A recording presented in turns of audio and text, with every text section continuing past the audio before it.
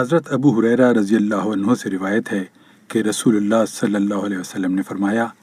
اللہ تعالیٰ جس کے ساتھ بھلائی کا ارادہ فرماتا ہے اس کو مصیبت سے دوچار کر دیتا ہے۔ حضرت ابو ہریرہ رضی اللہ عنہ سے روایت ہے کہ ایک شخص نے رسول اللہ صلی اللہ علیہ وسلم سے درخواست کی کہ مجھے وصیت فرمائیے۔ آپ صلی اللہ علیہ وسلم نے فرمایا، غضبناک نہ ہوا کرو۔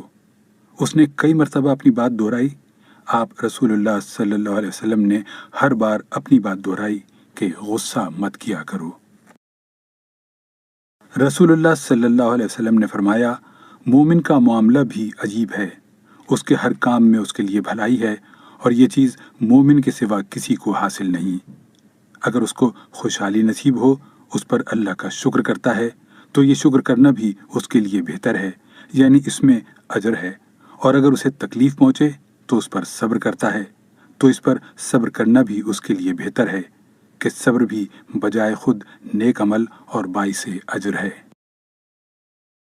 حضرت ابو ہریرہ رضی اللہ عنہ سے روایت ہے کہ رسول اللہ صلی اللہ علیہ وسلم نے فرمایا کہ اللہ تعالیٰ فرماتا ہے کہ میرا وہ مومن بندہ جس کی محبوب ترین چیز واپس لے لوں لیکن وہ اس پر ثواب کی نیت سے صبر و رضا کا مظاہرہ کرے،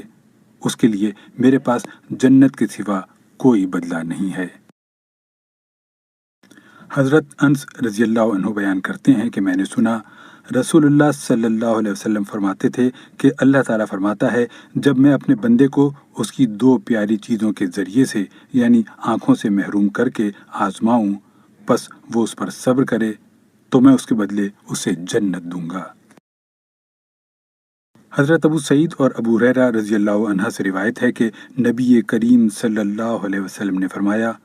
مسلمان کو جو بھی تکان، بیماری، فکر، غم اور تکلیف پہنچتی ہے، حتیٰ کہ کانٹا بھی چبھتا ہے، تو اس کی وجہ سے اللہ تعالیٰ اس کے گناہوں کو معاف فرما دیتا ہے۔